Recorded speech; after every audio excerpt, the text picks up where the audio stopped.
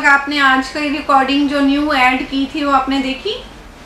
Question number 5 and 6 of exercise 1.2। Okay Palak, आप आज वाला क्वेश्चन देख लेना। आज जो सर ने न्यू रिकॉर्डिंग आपको अपलोड की है ना, उसमें मैंने 1.3 को बहुत अच्छे से एक्सप्लेन किया है, इरेशनल नंबर को। वो आप एक बार चेक कर लेना, मेरे को लगता है आपके डाउट्स निकल जाएंगे उसमें से। 1.3 का क्वेश्चन नंबर 1 और 2 बहुत अच्छे से एक्सप्लेन्ड है उसमें, राइट?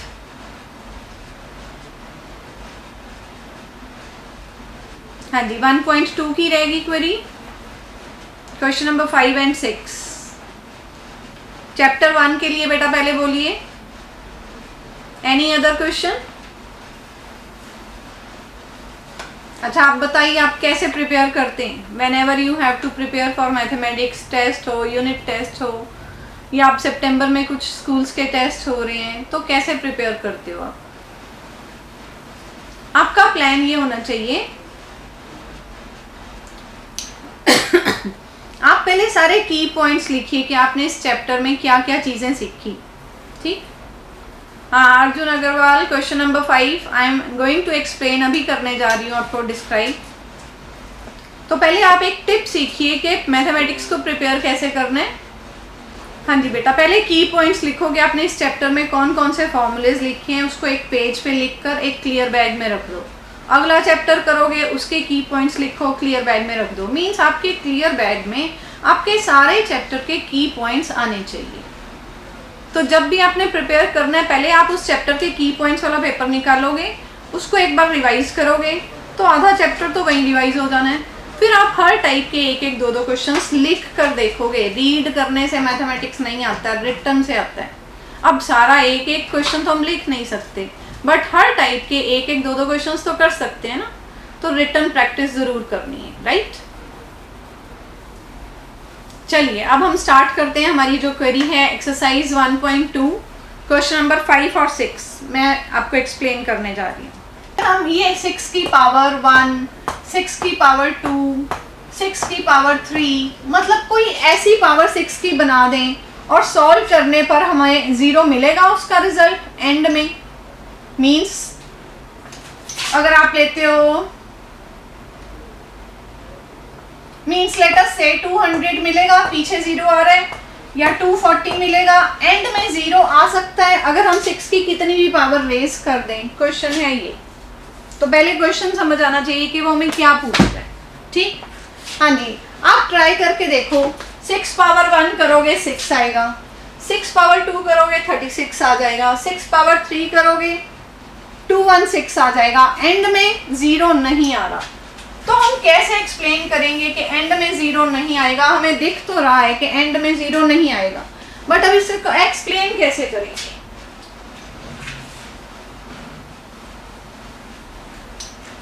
तो आप इसके आंसर में लिखोगे, ये जो 6 है इसकी प्राइम फैक्टराइजेशन है 2 into 3।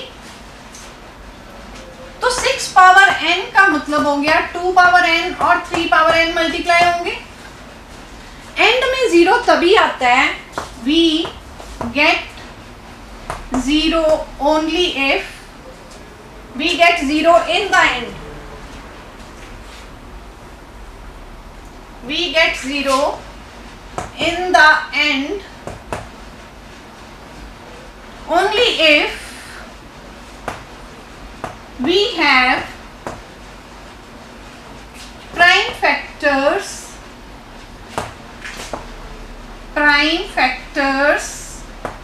2 and 5 both।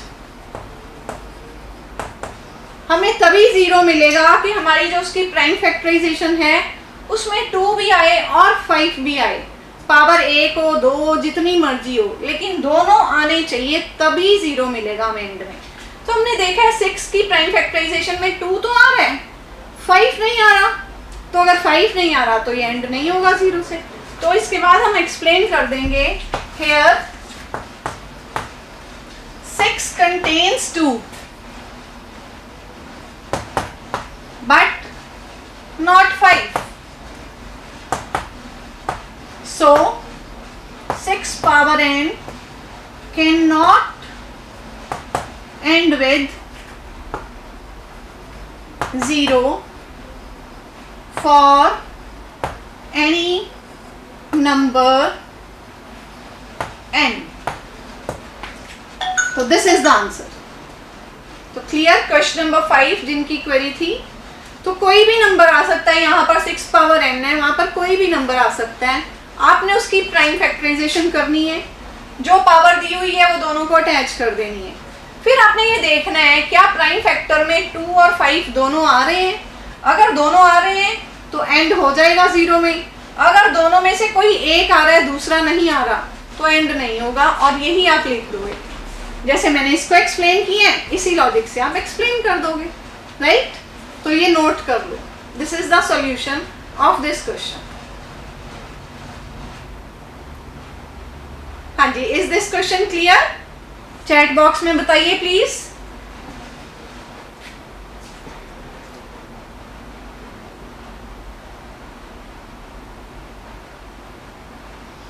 जिनको बेटा ये क्लियर नहीं दिख रहा है ना बोर्ड, तो इसकी रिकॉर्डिंग भी हो रही है, आपको वो मिल जाएगी. सर कल तक या एक आधे दिन में अपलोड कर देंगे, आप वहां से ये नोट डाउन कर लेना. ओके. इसकी दूसरी रिकॉर्डिंग भी हो रही है, 2 जगह पर हो रही है.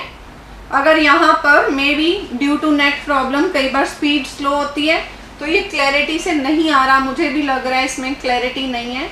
दूसरी रिकॉर्डिंग हमारी क्लियर है, तो वो आपको एक आधे दिन में अपलोड कर देंगे और यहाँ से आपको क्लियर हो जाएगा इसका logic. Right. Now question number 6 भी पूछ रहे थे आप में से कोई. हाँ जी बेटा, क्वेश्चन नंबर 6 है आपका. राइट. हम करने जा रहे हैं बेटा क्वेश्चन नंबर 6. क्वेश्चन नंबर 6 है explain why 7 into 11 into 13 plus 13 and 7 into 6 into 5 into 4 into 3 into 2 into 1 plus 5 are composite number. 2 number दिए हुए हैं. Question number 6 first part 7 11 13 plus 13. Right. और दूसरा नंबर आपको मिला हुआ है इसमें. सेकेंड पार्ट है 7 6 5 4 3 2 1 भी है 1 प्लस 5. तो कहता है बताओ ये जो है नंबर्स, इनको हम कंपोजिट नंबर कहेंगे. तो आपने इसको सॉल्व करके नहीं बताना, ऐसे ही बिना सॉल्व किए ही कोई ट्रिक लगाना है. हाँ जी बताइए, कंपोजिट नंबर क्या होता है? कंपोजिट नंबर होता है जिसके मोर देन 2 फैक्टर्स हों. जिसके 2 फैक्टर्स हैं एग्जैक्टली 2, वो प्राइम नंबर है. जैसे 2 1 के टेबल में आता है, 2 के टेबल में आता है. 3 1 के टेबल में आता है, 3 के टेबल में आता है. मीन्स जो नंबर 1 और अपने टेबल में आता है वो प्राइम होता है. और जो किसी और नंबर के टेबल में आएगा, जैसे 4 1 और 4 को छोड़कर 2 के टेबल में आता है. तो अगर हम कोई ऐसा फैक्टर बता दें जो 1 भी नहीं है और नंबर इटसेल्फ भी नहीं है, वो तीसरा नंबर है, यानी 1 को भी छोड़ दिया, नंबर इटसेल्फ को भी छोड़ दिया, वो तो आएंगे ही आएंगे फैक्टर्स में. हमने एक तीसरा नंबर बता दिया, इट मीन्स वो कंपोजिट नंबर है. तो पहला कंपोजिट नंबर है 4. उसके बाद है कंपोजिट नंबर 6. क्यों? 6 1 और 6 को छोड़कर 2 के टेबल में आता है, 3 के टेबल में आता है. तो आपने ऐसे सोचना है. तो अब आप देख रहे हो ये जो नंबर है, जो भी नंबर दिया हुआ है, 2 ग्रुप में दिया हुआ है नंबर, 2 पार्ट्स हैं इसके टुकड़े. ये पूरा एक है, मल्टीप्लाई किया हो तो एक टर्म मानी जाती है, प्लस माइनस आ जाए दूसरी टर्म मानी जाती है. तो इन 2 टर्म्स में आप देख सकते हो 13 कॉमन है, दोनों के पास 13 है. I can take 13 common. मेरे पास 7 मल्टीप्लाई 11, 13 चला गया बाहर, प्लस 13 की जगह पर 1, 13 बाहर चला गया, कुछ नहीं बचा, तो 1 लिखना जरूरी है. तो मैंने शो कर दिया कि इसका एक फैक्टर है 13. तो हम लिखेंगे गिवन नंबर, ये जो हमें पूरा गिवन नंबर था, given number has factor 13 which is, और ये जो 13 है which is other than 1 and given number, 1 and given number. तो हमने क्या एक्सप्लेन किया है कि हमें ये स्टेप बता रहा है इसका फैक्टर है 13, और ये जो 13 है ये 1 और पूरे नंबर को छोड़कर तीसरा फैक्टर हमने ढूंढ लिया, राइट।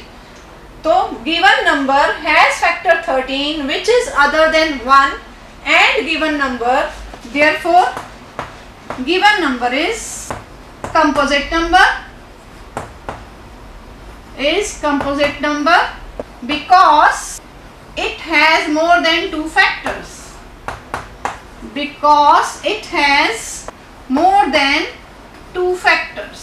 यही डेफिनेशन है कंपोजिट नंबर की। अगर हमारे पास दो से ज्यादा फैक्टर्स आ गए मीन्स वो कंपोजिट नंबर है। इंटरेस्टिंग। फिर से रिपीट कर रही हूँ, जो भी नंबर दिया हमने कैलकुलेट नहीं करना है, टाइम वेस्ट नहीं करना है, हमने देखना है जितने पार्ट्स हैं कुछ कॉमन निकल रहे हैं, कॉमन ले लिया, तो जो कॉमन लिया जाता है वो फैक्टर होता है। मींस 13 ये पूरे नंबर का फैक्टर है, और 13 ना 1 है ना पूरा नंबर है, यानी तीसरा फैक्टर ढूंढ लिया हमने। तो हम बता देंगे given number has factor 13 which is other than 1 and given number, therefore given number is composite number because it has more than 2 factors. हमने शो कर दिया दो से ज्यादा फैक्टर्स हैं इसके पास। इंटरेस्टिंग। ऐसे ही हम इस पार्ट को करेंगे। एक ग्रुप, ये पूरा एक ग्रुप है, ये सेकंड ग्रुप है, मल्टीप्लाई डाला होता है एक ग्रुप माना जाता है, प्लस माइनस आ गया अगला ग्रुप स्टार्ट हो जाता है। दोनों ग्रुप में 5 कॉमन है, तो इसके पास रह जाएगा 7 into 6 into 4 into 3 into 2 into 1 plus 5 बाहर चला गया उसकी जगह पर 1। तो अब हम लिखेंगे कि इसका ये फैक्टर 5 निकल आया बाहर, जैसे यहाँ 13 आया था, तो it has factor 5 which is other than 1 and the given number, so it is a composite number because it has more than 2 factors. तो यही सेम लॉजिक अब वहां पर पेस्ट हो जाएगा। अंडरस्टूड? आ गया सबकी समझ में? बताइए बेटा, चैट बॉक्स में लिखिए और बताइए।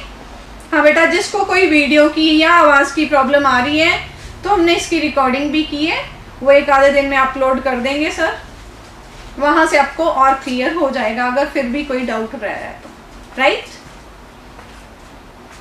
सो चैप्टर 1 के यही डाउट्स थे। एक डाउट था, वन स्टूडेंट हैज आस्क्ड, अब आप चेक कर लेना कि आपके बोर्ड में डिलीटेड टॉपिक्स जो हैं उसमें तो नहीं है, आपने पूछा है तो मैं एक्सप्लेन कर रही हूँ। वैसे यूक्लिड्स लेमा जो है डिलीटेड में है। हाँ जी, वो क्वेश्चन था कि हम कैसे शो करेंगे 6m plus 3, 6m plus 1, 6m plus 3, 6m plus 5 odd number है, उससे रिलेटेड वो क्वेश्चन है। Let us do that question. Show that any odd number is of the form 6m plus 1, 6m plus 3, 6m plus 5। ठीक है, ये है हमारा question. आपके व्हाट्सएप ग्रुप में आप में से किसी ने ये पूछा हुआ था। How to do this question, उससे पहले आपको पता होना चाहिए ऑड और इवन की क्या पहचान होती है। मैं कहती हूँ आपको नंबर दे रही हूँ 36, तो मैं आपसे पूछती हूँ कि ये ऑड है या इवन है। हाँ जी, क्या है ये नंबर, ऑड या इवन? बोलिए, इज दिस ऑड और इवन? आंसर करिए चैट बॉक्स में, हरी आप। This is even. कैसे पता चला? ये 2 से डिवाइड हो जाएगा, यानी कि 2 मल्टीप्लाई 18 ये 2 के फॉर्म का नंबर है। 2 के टेबल में आ रहा है, 2 के फॉर्म का नंबर है, तो जो नंबर 2 के फॉर्म में लिखा जा सकता है उसको हम इवन कहते हैं। अब मैं अगर दे देती 35, तो आप इसको 2 के फॉर्म में नहीं लिख सकते, 2 कॉमन नहीं आ सकता इसका। अगर आप एक 1 एक्स्ट्रा निकाल दो, रह जाएगा 34, 34 में से आप 2 निकाल सकते हैं, मीन्स ये 2 के प्लस 1 वाली फॉर्म में लिखा जाएगा। अगर 2 के प्लस 1 वाली फॉर्म में लिखा गया तो ये ऑड नंबर बन जाएगा। अगर ये 2 के वाली फॉर्म में लिखा गया तो ये इवन नंबर होगा। यही लॉजिक आपको पहले पता होना चाहिए, ठीक। अब ये जो नंबर है ये 6 के साथ रिलेट हुआ है, मीन्स कि हम किसी नंबर को अगर 6 से डिवाइड करते हैं तो रिमाइंडर क्या आ सकता है? हमें यूक्लिड्स ने बताया है, यूक्लिड्स लेमा जो हमारे पास है, कि हम लिख सकते हैं a को b q plus r, r is remainder, r की वैल्यू लेस देन b होनी चाहिए, लेस देन b, 0 के इक्वल हो सकती है लेकिन b के इक्वल नहीं होगी। तो अगर मैं यहाँ पर b को 6 ले लूँ, टेक b एज 6, तो मेरे पास आ जाएगा a 6q प्लस r, और ये जो r है इसकी वैल्यू 0, 1, 2, 3, 4 या 5 हो सकती है, राइट? जिस नंबर से हम डिवाइड कर रहे हैं, 6 से डिवाइड कर रहे हैं, तो जो रिमाइंडर नीचे एंड में बच जाएगा वो 6 से छोटा होगा, 5, 4, 3, 2, 1 या हो सकता है 0 भी हो। तो ये पॉसिबल आंसर्स हैं। तो मैं एक एक करके रिमाइंडर लूंगी। फर्स्ट, अगर रिमाइंडर हो गया 0 तो a बन जाएगा 6q, 6q में से 2 कॉमन आ जाएगा, तो ये 2 के फॉर्म बन गई इसकी, 2 के फॉर्म मीन्स इवन हो गया, ठीक। फिर मैं नेक्स्ट लूंगी, अगर r 1 होगा तो क्या लिखेंगे? अगर r रिमाइंडर 1 होगा तो हम लिख सकते हैं a को 6q, r की जगह पर 1, इसमें से अगर मैं 2 कॉमन ले लूं 3q प्लस 1, यानी कि 2k प्लस 1 फॉर्म बन गई। 2k प्लस 1 फॉर्म कहती है विच इज ऑड। नेक्स्ट, अगर मैंने रिमाइंडर 2 को डिस्कस किया तो a आ जाएगा 6q प्लस 2, 2 सारे में से कॉमन आ जाएगा, तो ये 2 के फॉर्म बन गई। 2 के फॉर्म इवन के लिए होती है, राइट? मैंने आपको 3 पार्ट्स कर दिए, मैंने 0 डिस्कस कर लिया, 1 डिस्कस कर लिया, 2 डिस्कस कर लिया, ऐसे ही आप इसको कंटिन्यू करके 3, 4, 5 डिस्कस करोगे। आप देखोगे, देखो 1 के टाइम पे ऑड फॉर्म बनी, बाकी दोनों की जगह पर इवन है। नेक्स्ट जब आप 3 डिस्कस करोगे क्या होगा? अगर रिमाइंडर 3 है तो a आ जाएगा 6q प्लस 3, आप इसमें से 6q प्लस 2 प्लस 1 अलग कर दोगे, इन दोनों में से 2 कॉमन आ जाएगा, तो ये बन गई 2k plus 1 form. 2k plus 1 form क्या होती है? ऑड। ये फॉर्म कहती है नंबर ऑड है। तो 4 केसेस डिस्कस हो गए, ऐसे ही कंटिन्यू करके आप 4 और 5 को भी डिस्कस कर लेना। एंड में आप देखोगे ऑड कब आया, यहाँ ऑड आया, यहाँ ऑड आया, 6q प्लस 1, 6q प्लस 3, और एंड में आप चेक करोगे 6q प्लस 5, उसमें भी ऑड वाली फॉर्म 2k प्लस 1 बन गई। And the question is complete. तो everyone can complete this now. 1.3 या 1.4 में तो सर ने आज न्यू वीडियोस अपलोड की हैं, उसमें मैंने और डिफरेंट वे से समझाने की कोशिश की है। आप पहले वो देखो और फिर मुझे व्हाट्सएप ग्रुप में बताना कि आपको 1.3 और 1.4 क्लियर हो गई कि नहीं। ओके, हाँ जी। अब एक क्वेश्चन छोटा सा रह गया कि डेसिमल नंबर 1 और 1.1 के अंदर 2 रैशनल्स निकालने हैं या 20 रैशनल्स निकालने हैं, तो कैसे, क्या फॉर्मूला यूज करना है, अब हम वो करेंगे। Find 20 rational numbers between 1 and 1.1। ठीक है, मैंने क्वेश्चन लिख दिया 20 रैशनल नंबर्स बिटवीन 1 and 1.1। तो आप आंसर में कैसे करोगे? देखो, ये है आपके पास नंबर 1 और दूसरा नंबर है 1.1। 1 को आप 1.0 लिख सकते हो। तो जैसे हम लेंस के साथ चीज़ को जूम करके छोटी सी चीज़ को बड़ा करके देखते हैं ना, ऐसे ही हम डेसिमल नंबर को बड़ा करेंगे। कैसे? ये 1 प्लेस थी, हम इसको 2 प्लेसेस तक ले जाते हैं। यहाँ भी 2 प्लेसेस, क्योंकि डेसिमल लगा हुआ है एंड में, वी कैन राइट 0, उससे वैल्यू का इफेक्ट नहीं पड़ता। तो मेरे पास 1.00 और 1.10, जिसको आप 10 माइंड में सोच सकते हो, 0 और 10 के बीच में नंबर मिल रहे हैं, पर मुझे तो 20 चाहिए, अभी भी काम नहीं बना। एक स्टेप और हम इसको जूम करते हैं, तो 3 प्लेसेस तक चले जाते हैं।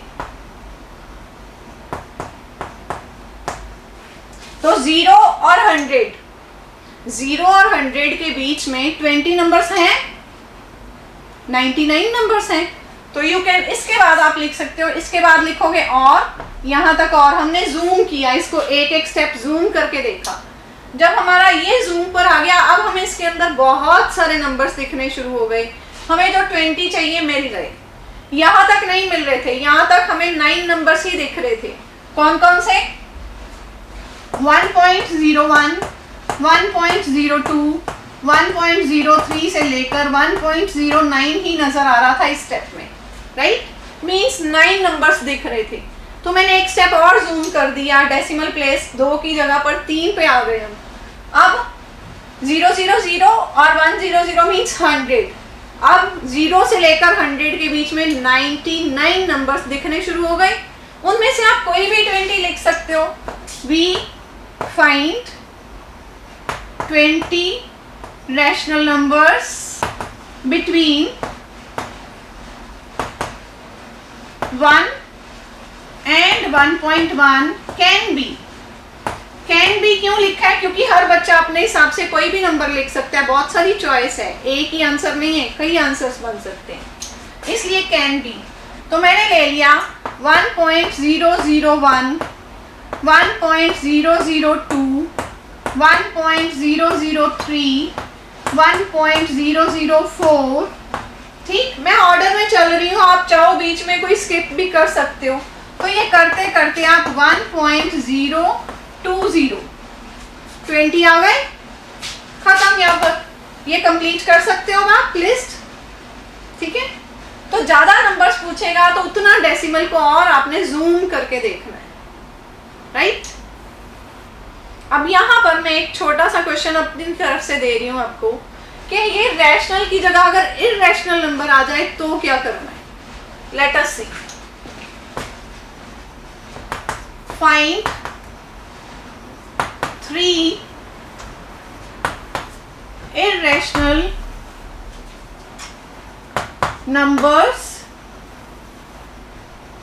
between 1 and 1.1। ठीक, 3 लिखे हैं, 20 भी हो सकते हैं। तो मुझे पता है 3 चाहिए, तो मेरे पास एक ही स्टेप जूम करने से मुझे 3 नंबर नजर आने शुरू हो जाएंगे।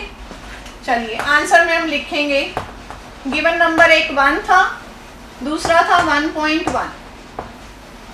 इसको मैंने एक प्लेस, 1 मीन्स 1.0, ये 1 प्लेस से 2 प्लेसेस बना दी, इसको 1 प्लेस से 2 प्लेसेस बना दी।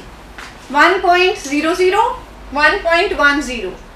डेसिमल से पहले मैच हो रहा है, डेसिमल के बाद 0 है और यहाँ 10 है। 0 और 10 के बीच में मुझे 3 नंबर्स चाहिए, मिल जाएंगे। लेकिन मुझे इररेशनल चाहिए। अगर मैं ये सीधे सीधे लिख दूंगी ये तो रैशनल हो जाएंगे। इररेशनल का क्या लॉजिक है? तो आप लिखोगे 3 required irrational numbers. Irrational numbers can be, क्या क्या हो सकते हैं। चलिए आपने ले लिया 1.01। अब इसके बाद आप 2 डिजिट्स चला लो, जैसे 211, 211, 2 4 times 1 dash dash dash. Irrational number कभी खत्म नहीं होता डेसिमल के बाद, और ना ही रिपीट होता है। पहले 1 टाइम आया, फिर 2 टाइम्स आया, फिर 3 टाइम्स आया। ठीक है, रेपिटेशन नहीं है कि 01 01 01 या 21 21 21 या 211 211, कोई भी नंबर रिपीट नहीं हो रहा, राइट। तो ये एक नंबर लिखा गया। ऐसे ही 1.02 लिख दिया, इसके साथ भी आप 122 1 222 1 4 टाइम्स 2, कोई 2 नंबर्स ले सकते हो, 1 2 ले लो, 3 4 ले लो, 5 8 ले लो, एनी 2 नंबर्स का कॉम्बिनेशन। एक को फिक्स रखना है, जैसे मैंने 1 को फिक्स कर दिया, बढ़ाया नहीं, 2 को मैंने बढ़ाना शुरू कर दिया। इसमें मैंने 2 को फिक्स किया था, 1 को बढ़ा दिया। नेक्स्ट 1.03 ले लिया, 5 1 5 1 1 5 1 1 5 4 times 1 dash dash. Dash dash डालना बहुत ज़रूरी है। डैश डैश डालना भूल गए तो वो टर्मिनेटिंग, वो रैशनल की कैटेगरी में चला जाएगा। दिस इज इम्पॉर्टेंट, ठीक है। तो 3 नंबर बता दिए मैंने, लेकिन यही ख़त्म कर दोगे तो वो रैशनल बन जाएंगे। उसके बाद 2 नंबर का कॉम्बिनेशन स्टार्ट कर दो, इरेशनल बन गए, ठीक है। तो अगर वो 20 पूछ लेता तो यही वाले नंबर्स, इनके बाद ये वाला कॉम्बिनेशन अटैच कर देना है, वो इरेशनल बन जाएंगे, ठीक है। क्लियर? हाँ जी बेटा, सीबीएसई के accordingly 1.1 exercise not in syllabus है, इस साल के लिए डिलीटेड है। बाकी आप अपने अपने बोर्ड के अकॉर्डिंगली चेक कर लेना। मैं आपकी सारी क्वेरीज रिमूव कर रही हूँ। 1.1 वाली भी मैंने क्लियर कर दी कि अगर किसी के सिलेबस में वो है, या बाद में किसी कॉम्पिटिटिव एग्जाम के लिए भी आपको देना पड़ सकता है टेस्ट, वहाँ वो क्वेश्चन आ सकता है, इसलिए मैंने आपको सारा कुछ एक्सप्लेन। हाँ बेटा, जो आप लिख रहे हो ना कि क्वेश्चन नंबर 2 एंड 3 एक्सरसाइज 1.4 का, उसके लिए बाद में 2 स्लाइड्स लगाई गई हैं, तो वो स्लाइड्स को आप रीड करो, उसके भी हाथ पे आप आंसर कर दोगे। मनप्रीत कौर, जो 1.4 एक्सरसाइज का फर्स्ट क्वेश्चन एक्सप्लेन किया है बेटा, उसके बाद 2 स्लाइड्स हैं, उन्हीं के भी हाफ पे क्वेश्चन नंबर 2 एंड 3 सॉल्व हो जाएगा, तो वो आप कर सकते हो। अगर फिर भी क्वेरी रहेगी तो मुझे व्हाट्सएप पे भेज देना, I will send the answer. वैसे आप कर पाओगे। हाँ जी बेटा, बेटा आप पंजाब बोर्ड वाले जो पूछ रहे हो सिलेबस, आप अपने टीचर्स से पूछ लो, स्कूल वाले, या ऑनलाइन जाकर चेक कर लो कि आपके बोर्ड ने डिलीटेड टॉपिक्स क्या मेंशन किए हैं, ठीक है। तो हर बोर्ड ने ना, जैसे सीबीएसई बोर्ड ने अपनी साइट पे लिख दिया है कि ये टॉपिक डिलीटेड है इस साल के लिए बिकॉज ऑफ दिस कोरोना। तो ऑनलाइन क्लासेस के लिए उन्होंने बर्डन कम कर दिया, जो टॉपिक्स डिफ़िकल्ट थे वो डिलीटेड में डाल दिए गए। तो नीड नॉट वरी, आप आराम से चेक करो। मैंने सारी चीज़ें एक्सप्लेन कर दी हैं, चाहे वो डिलीटेड में मैंने तो भी एक्सप्लेन कर दी हैं। आगे आपको कहीं ना कहीं काम आ जाएंगी बेटा, कॉम्पिटिटिव एग्जाम्स देने जाओगे वहाँ भी यूज़ हो सकती हैं। हाँ, एग्ज़ाम के टाइम पे उसको तैयार करने की ज़रूरत नहीं, बट नॉलेज तो आ गई आपके पास, तो हमने हर पॉइंट कवर कर लिया। तो मेरी कोशिश यही रहेगी आगे वाले टॉपिक्स के लिए भी कि आपकी सारी क्वेरीज एक बार रिमूव करेंगे हम। आप टॉपिक को अच्छे से पढ़ो, अंडरस्टैंडिंग ज़रूर लो। जब पेपर के लिए तैयार करना है तो जो टॉपिक डिलीटेड है उस पर टाइम और एनर्जी लगाने की ज़रूरत नहीं, वो बाद में जब कभी आपको कोई कॉम्पिटिटिव एग्ज़ाम्स देना है तब वहाँ पर आप रिपीट कर सकते हो, आपके यहाँ पर नॉलेज आ जाएगी, ठीक है। तो हम नॉलेज कंप्लीट कर रहे हैं। हम चाहते हैं कि हर एंगल से बच्चे को हम मैथमेटिक्स का एवरी कॉर्नर जो भी आपके बुक के अकॉर्डिंगली है वो लॉजिक्स एक्सप्लेन किए जाएं। मैं एक क्वेश्चन एक्सप्लेन करूं और आप बहुत सारे सॉल्व कर सको, मेरा पर्पस ये है। आई थिंक आज हमने जो क्वेश्चंस किए हैं उनके भी आप पे आप बहुत सारे क्वेश्चंस अब खुद सॉल्व कर सकते हो, राइट। हाँ जी बेटा, चैप्टर 2 पॉलिनोमियल्स, इससे रिलेटेड कुछ है point. Exercise 2.3 question number 1 and 2।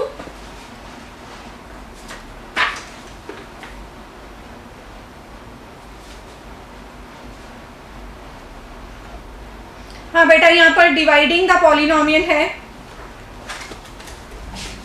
हाँ जी, आता है डिवाइड करना या नहीं आता? चलिए मैं एक बार डिवीजन ऑफ पॉलिनोमियल्स एक्सप्लेन कर देती हूँ। Divide 5x minus 3x square plus 2x cube minus 10 by x plus 4। मैंने अपनी तरफ से एक क्वेश्चन ले लिया, राइट।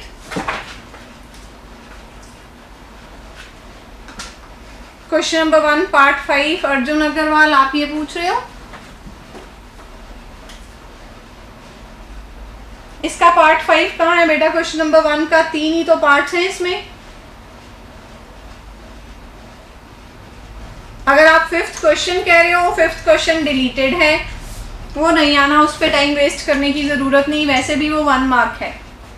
तो पहले आप डिवीजन ऑफ पॉलिनोमियल्स देखो कैसे करते हैं। तो जब आपने डिवाइड करना है एक पॉलिनोमियल, जिसको डिवाइड करना है वो अंदर रखा जाएगा, जिसने डिवाइड करना है वो बाहर आएगा। तो x+4 बाहर आएगा।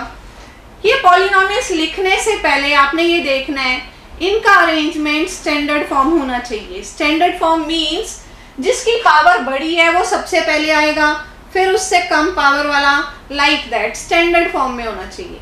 तो आप देख रहे हो ये स्टैंडर्ड फॉर्म नहीं है। तो जब मैं इसको यहाँ कॉपी करूंगी, पहले आएगा 2x³, फिर आएगा -3x², फिर आएगा +5x, फिर आएगा -10। ऑर्डर में होने चाहिए टर्म्स, ठीक? जैसे हम कहते हैं ना हाइट वाइज खड़े हो जाओ, लाइक दैट ये हाइट वाइज समझ लो, ये पावर वाइज होती हैं चीजें। यहाँ पर करेक्ट था, पहले x है फिर बिना x वाली टर्म है, ये ऑर्डर में थी, ये एज इट इज लिख लेना है। तो कई बार कंफ्यूज करने के लिए उल्टा कर देता है, 4+x दिया होता तो हम इसको भी x+4 अरेंज करके फिर चलेंगे आगे। तो पहले तो अरेंजमेंट लिखना कैसे, दिस इज स्टेप 1, क्लियर? अब डिवाइड करने का क्या रूल होता है? जो ये फर्स्ट टर्म है रफ वर्क में आप लिखोगे, आपका टारगेट है कि आपको 2x³ चाहिए फर्स्ट टर्म, और जो डिवाइड कर रहा है उसकी जो फर्स्ट टर्म है वो उसके अपॉन में लिख दोगे। कैंसलेशन हो रही है, x की एक पावर कट जाएगी, 2 रह जाएंगी, तो हमारा कोशिएंट का पहला नंबर आएगा 2x²। यहां से पता चला 2x⁻², ये हमारा कोशिएंट का फर्स्ट मेंबर आ जाएगा, first term of the quotient 2x²। अब ये 2x² पहले x से मल्टीप्लाई होगा 2x³, फिर ये 2x² +4 से मल्टीप्लाई होगा +8x², राइट? हमेशा साइन बदलने है, थोड़ी स्पेस छोड़कर लाइन ड्रॉ करोगे। ये प्लस साइन है, कोई साइन नहीं है मीन्स प्लस साइन है, माइनस हो जाएगा, ये भी प्लस का माइनस हो जाएगा। तो हर बार ये पेयर कटेगा। हमारा प्लान ही ऐसा होता है, हम अपना प्लान ही ऐसे बनाते हैं कि पहला पेयर हर बार कटना चाहिए, सेम बन जाएगा। साइन बदलने से ऑपोजिट साइन हो गए, ये +2 है और ये -2 है, कट गया। इसका ये प्लस साइन खत्म हो गया, अब ये माइनस वाली बन गई टर्म, -3 और -8। x² वाली लाइक टर्म्स हैं, टर्म्स हमेशा लाइक टर्म्स ही अरेंज करनी है। -3 -8 से -11x² आ गया आपके पास। अगली टर्म्स कॉपी डाउन, ठीक है? नेक्स्ट, अब हमें चाहिए -11x², -11x² हमें चाहिए, और जो डिवाइड कर रहे हैं उसकी फर्स्ट टर्म है x, ये फिर एक पावर कट जाएगी, 1 रह जाएगी, -11x हमारा नेक्स्ट मेंबर कोशिएंट में आएगा -11x, राइट? अब ये -11x पहले x से मल्टीप्लाई होगा, फिर ये -11x +4 से मल्टीप्लाई होगा। अगर आपको लगता है आप ओरली करने में कुछ गड़बड़ कर देते हो तो आप इसको रफ वर्क में लिख सकते हो कि -11x में मल्टीप्लाई होना है x +4 से, ठीक? तो जब हम ये ब्रैकेट खोलेंगे तो कौन कौन सी टर्म्स आएंगी? -11x² माइनस प्लस माइनस 11 4 44 साथ में x। तो अब ये रफ में कैलकुलेट कर लो और वहां से यहाँ कॉपी कर लो। -11x² -44x, x² के नीचे x² वाली टर्म, x के नीचे x वाली टर्म, ये ध्यान रखना है। ओके, अब फिर साइन चेंज करने, ये माइनस खत्म हो गया प्लस, ये माइनस खत्म हो गया प्लस, ये माइनस और ये प्लस कट गया। हमारा प्लान ही ऐसा होता है कि ये कटना चाहिए। +5 + 44 तो ये +49x और नेक्स्ट मेंबर आ गया 10। फिर वही स्टेप रफ वर्क में 49x को आप x से डिवाइड करोगे, x कट जाएगा, 49 बच जाएगा। माइंड में हो रहा है कर लो, नहीं हो रहा तो रफ वर्क में लिख लो कि 49x को जब x डिवाइड करेगा x से x कट जाएगा और 49 बच जाएगा। ओनली 49 मीन्स प्लस 49, तो कोशिएंट का नेक्स्ट मेंबर है 49। अब ये 49 इन दोनों से मल्टीप्लाई होगा, ये 49x प्लस 4 से मल्टीप्लाई होगा। रफ वर्क में अगर हम कर लें तो 49x प्लस 49 इंटू 4 करोगे, ये 196 आ जाएगा। तो इसके नीचे आप कॉपी करोगे 49x प्लस 196, साइन बदले जाएंगे, ये प्लस है माइनस हो जाएगा,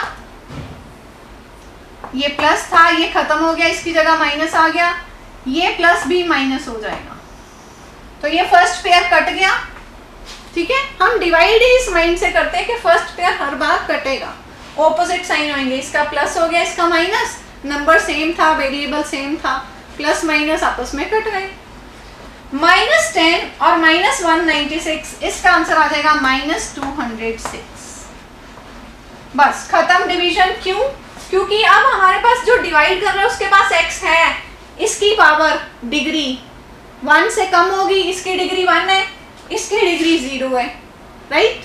तो अब और डिवीजन नहीं हो सकती, तो ये कोशिएंट आ गया और ये आ गया आपके पास रिमाइंडर, ये रिमाइंडर आ गया और ये आ गया आपके पास कोशिएंट। तो सबसे पहले आपको डिवाइड करना आना चाहिए, डिवाइड करके कोशिएंट और रिमाइंडर वहां पर लिस्ट अप करना है। हाँ जी, अब समझ में आ गई डिवीजन कैसे होती है बेटा?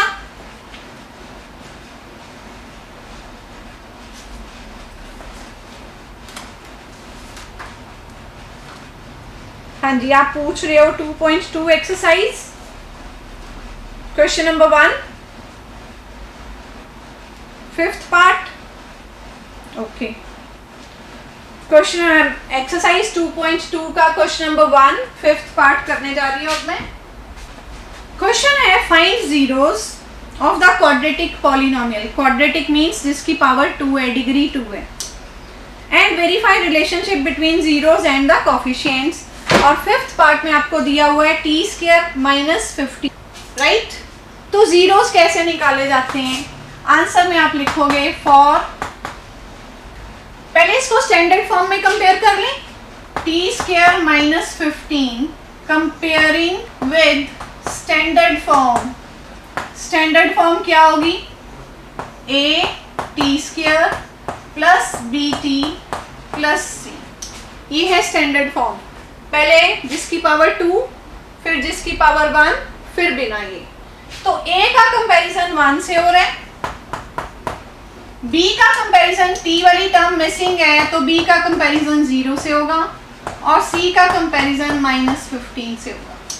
यही इंपॉर्टेंट चीज है जो बच्चे मिस कर देते हैं, नोट कर लो, राइट।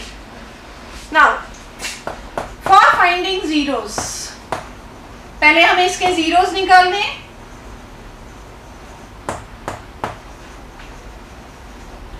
तो फॉर फाइंडिंग जीरोस हम इसको, जो गिवन पॉलिनोमियल है t² -15, इसको हम 0 के इक्वल लिख देंगे। आप सॉल्व कैसे करेंगे? a² -b² वाली आइडेंटिटी लगाने के लिए मैं इसको √15 का स्क्वायर लिखूंगी, क्योंकि 15 अदरवाइज तो किसी का स्क्वायर होता ही नहीं। जो नंबर किसी का स्क्वायर नहीं होता उसके ऊपर दो और स्क्वायर लगा दो, स्क्वायर और रूट कटेंगे तो 15 ही रिजल्ट मिलेगा। तो this is the way to make square, ये रूल है स्क्वायर बनाने का। a² -b², मेरे पास दो फैक्टर्स आ जाएंगे, a माइनस b, दूसरी ब्रैकेट में a प्लस b।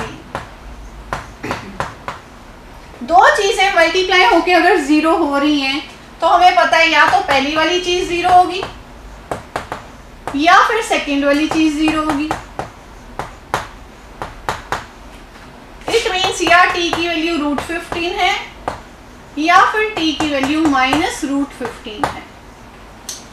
तो ये हमारे पास जीरोस आ गए। जीरोस को हम अल्फा कह देते हैं। दो जीरोस आएंगे, एक अल्फा है, एक का नाम है बीटा। अब नाउ टू फाइंड, वेरीफाई करना है ना।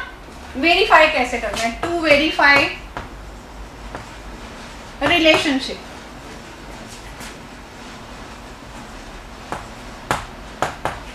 तो रिलेशनशिप पहला कौन सा होता है? सम ऑफ जीरोस का, सम ऑफ जीरोस। और दूसरी साइड पे इसका फॉर्मूला होता है माइनस बी अपॉन ए।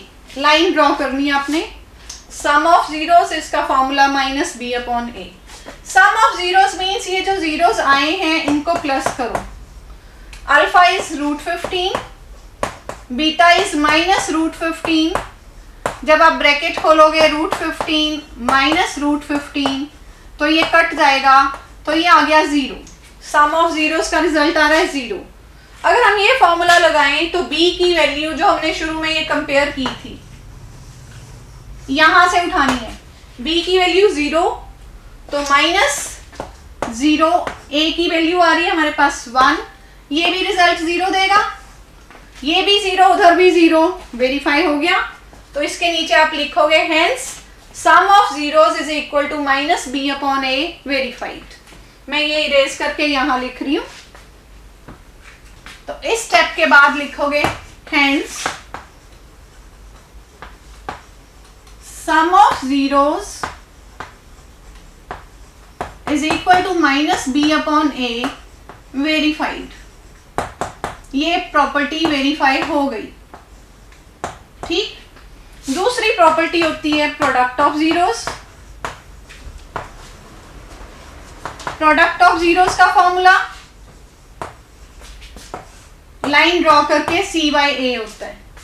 अब प्रोडक्ट का मतलब अल्फा और बीटा को मल्टीप्लाई करना है। √15 और माइनस √15 को आप मल्टीप्लाई करोगे तो इसका रिजल्ट -15 आ जाएगा। दोनों रूट वाली same terms, √15 into √15 is 15, plus minus minus -15 आ गया इस साइड पे। यहां पर लगाओगे c की वैल्यू, हमने ऊपर जब ये कंपेयर किया था c हमारा -15 था और a था 1, मीन्स -15। तो दोनों तरफ सेम रिजल्ट आ गया। तो यहां पर लिखेंगे hence product of zeros, product of zeros is equal to c upon a verified. ये भी प्रॉपर्टी हमने वेरीफाई कर दी। तो पहले जीरोस को सॉल्व किया, उसके बाद हमने प्रॉपर्टी रिलेशनशिप वेरीफाई किया। अब हमारा आंसर कंप्लीट हो गया। हाँ जी, क्लियर। अब आप इसके बाकी के पार्ट्स ऐसे ही कर सकते हो। स्टैंडर्ड फॉर्म याद रखना, ए बी सी कैसे कंपेयर करने, राइट। हाँ चरणप्रीत बेटा 2.2 का फोर्थ सम कौन सा कह रहे हो? दो तो सम है, 1 और 2। ये चरणप्रीत 2.4 क्वेश्चन नंबर 3 कह रहे हो ऑप्शनल में। If zeros of the polynomial are this this this, find A and B. Okay, इसकी वीडियो मैं बनाकर अपलोड करवा दूंगी, ठीक है। 2.4 क्वेश्चन नंबर 3, इसकी मैं रिकॉर्डिंग करवा के आपको अपलोड करवा दूंगी। Any other problem? Clear? Chapter 2 done. फिर भी अगर आपकी कोई डाउट रह रहा है बेटा तो आप व्हाट्सएप पे सेंड कर देना, उसकी वीडियो रिकॉर्डिंग करवा के अपलोड करवा देंगे हम आपको, राइट। और जो नेक्स्ट लेसन सब हम करेंगे, आपके पास लेक्चर्स डेली आ रहे हैं, उन्हें रोज के रोज आप प्रिपेयर करो। मैथमेटिक्स ऐसा है कि जो आपको डेली प्रैक्टिस करना चाहिए। आप सोचो 2-3 दिन का काम एक ही दिन में करें तो अच्छे से नहीं होगा। डेली प्रैक्टिस करो। जो क्वेरीज आती हैं उसकी लिस्ट अपने पास बना लो। जब हम आपको लिखेंगे कि बेटा अपनी क्वेरीज भेजो, फिर आप अपनी क्वेरीज सेंड कर देना व्हाट्सएप पे, और ऐसे ही हम नेक्स्ट लाइव क्लास में आपकी क्वेरीज रिमूव करवा देंगे। फाइन, ठीक है बेटा। ओवर करें क्लास को। Okay, have a nice day.